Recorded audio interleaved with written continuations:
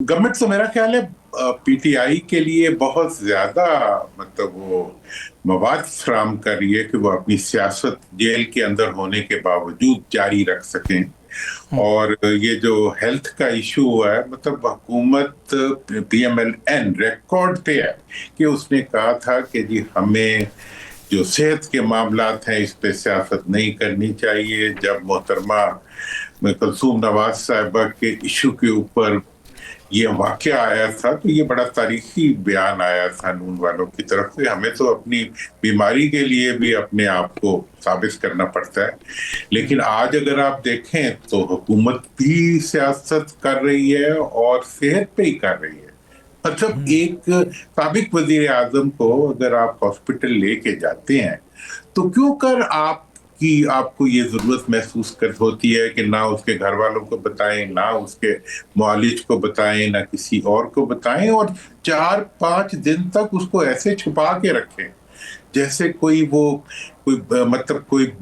बड़ा खुफिया वो हो, फार्मूला हो जिसको आपने दुश्मन से छुपाया हुआ है, और उसके बाद फिर खुद ही बताएं और अपनी जग हंसाई का एहतमाम कराएं।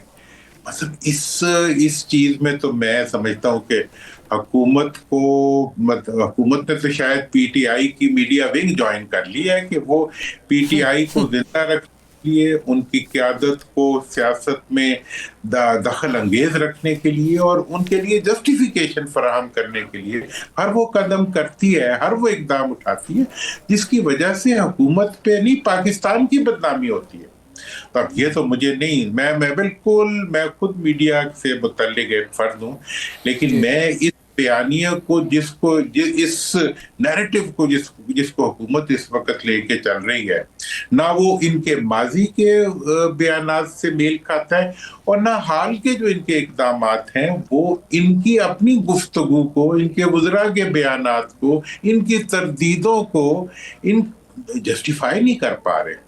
तो ये तो इस मतलब एक इंतहाई नाअक्बत अंदेशाना और मुल्क के अंदर इश्यूज को बिला वजह क्रिएट करने वाला और एक बुनियादी इंसानी हकूक की बहुत खुली वायलेशन है जिसका कोई जवाब नहीं, जिससे कोई फायदा नहीं हो रहा सियासी तौर पे हुकूमत।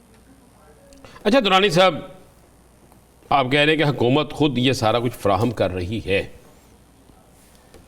और तहरीक इंसाफ को मजलूम बना रही है या उसे सियासत करने का ये सारा बना रही है, दे रही है, मौका दे रही है। इंटरनेशनल मीडिया में इस मसले को बहुत ज़्यादा उठाया गया, आपने देखा इंटरनेशनल मीडिया में ये बहुत ज़्यादा ये मसला चला। कोई मुसालहत का रास्ता निकलता है? अब आज भी सुहेल अफरीदी ने कहा मुज़ाकरात के लिए भी तैयार हैं, हम बैठने के लिए तैयार हैं, लेकिन मुज़ाकरात एक दिन बात होती है, उसके बाद ख़त्म हो जाती है। आज सुप्रीम कोर्ट के बाहर भी धरना हुआ, सारा कुछ हुआ और आखिरकार उन्होंने हार के कहा नहीं भी हम अपनी कमेटी में फ़ैसला करेंगे। क्या मुल्क के लिए मुसालहत ज़रूरी नहीं, और मुसालहत क्यों नहीं हो रही? इसमें रुकावट कौन है? राणा साहब, साहलियत के अलावा, मफाहमत के अलावा तो कोई आगे बढ़ने का रास्ता है ही। और मुफाहमत के लिए अब जो जरूरत है वो तो ये है कि हर सतह के ऊपर एक डायलॉग शुरू होना चाहिए। अनफॉर्चुनेटली पार्लियामेंट में ये डायलॉग और मुफाहमत के लिए गुफ्तगू का रास्ता बंद हो चुका है। मैं ये जो करंट वाकया है इसके बारे में मैं ये जरूर सजेस्ट करूंगा कि आप मुआलिज का मुतालबा करना, पहले मतलब बातचीत के मुतालबे से पीछे हट के मुलाकात के मुतालबे पे आ जाना, मतलब मैं हुकूमत के रवैये को बिल्कुल गैर मुनासिब समझता हूँ।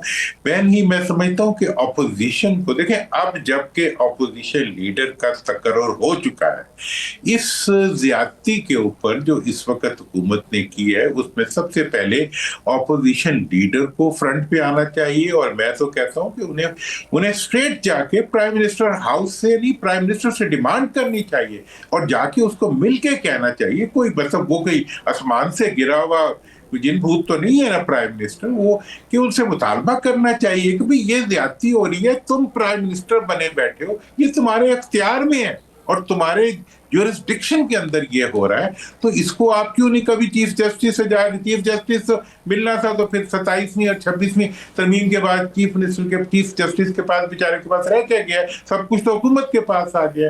تو پہلی بات تو یہ ہے کہ اس وقت اپوزیشن لیڈر دونوں جو ہیں، قومی اسمبلی کا اور سینٹ کا، ان دونوں کو اکٹھے جانا چاہیے، وزیر اعظم کے سیکریٹریٹ جانا چاہیے، اس کا دروازہ کھٹکھٹانا چاہیے اور باہر کھڑے ہو کے میڈیا کے سامنے یہ بات کرنی چاہیے کہ ہم وزیر اعظم کو کہتے ہیں کہ اس موقع کے اوپر وہ اپنا رول ادا کریں، پہلی بات۔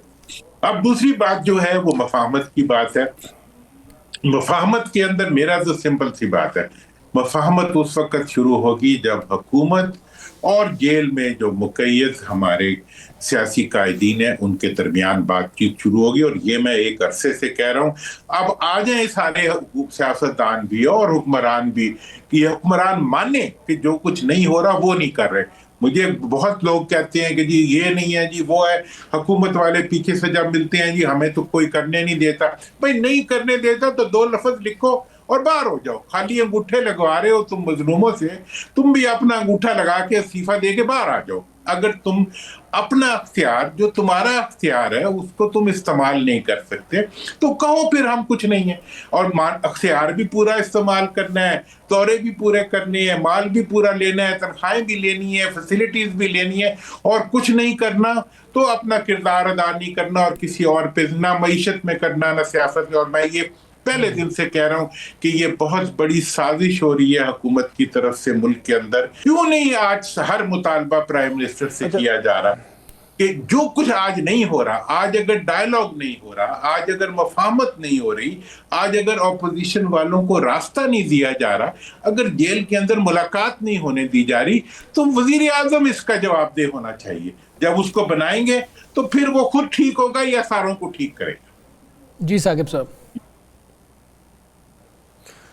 درانی صاحب یہ بتائیے گا، ایک تو جو یہ خبر سامنے آئی ہے تھرسڈے کو سامنے آئی تقریباً دن 12 بجے، اس سے پہلے جتنے بھی وزیر تھے کچھ تو اس کے انکاری تھے اور کچھ کہہ رہے تھے ہم تردید اور تصدیق نہیں کر سکتے۔ یہ کیا مائنڈ سیٹ ہے؟ آپ نے بات تو اس میں بڑی تفصیلاً کی ہے، لیکن کیا مائنڈ سیٹ ہے کہ آپ ایک خبر جو چھپا رہے ہیں؟ ایک اور اس میں تھوڑی سی اپڈیٹ آئی ہے، جو شفیع جان صاحب ہیں انہوں نے یہ کہا ہے کہ ہم نے حکومت کو یہ آفر کی کہ آپ ذاتی معالج کو عمران خان صاحب سے ملنے دیں، وہ کوئی سیاسی بات نہ اندر کرے گا نہ باہر آ کر کرے گا، عمران خان صاحب کی کوئی ٹویٹ نہیں ہوگی، آپ ذاتی معالج کو ملنے دیں، وہ پیورلی وہاں چیک اپ کرے گا ان کے، اس کے بعد باہر آ جائے گا۔ اس کے باوجود وہ کہتے ہیں پہلے حکومت نے مانا کہ ایک ڈاکٹر کو بھیج دیتے ہیں، بعد میں مکر گئے۔ دیکھیے جناب، میں یہ کہہ رہا ہوں کہ اس کے لیے آپ میں کوئی بھی اگر کوئی وزیر تردید کرتا ہے اور اب وہ تصدیق کرتا ہے تو وہ بتائے نا کہ اس نے ایسا کیوں کیا۔ یہ دیکھیں، یہ جو وزارتوں پہ بیٹھے ہوئے وہ لوگ جو اپنے آپ کو وزیر کہتے ہیں، اپنے اختیار کو استعمال کرتے ہیں اور اس کے بعد وہ اس سے پیچھے بھی ہٹ جاتے ہیں اور اپنی ذمہ داری بھی ادا نہیں کرتے، تو کم از کم فارغ ہو جائیں۔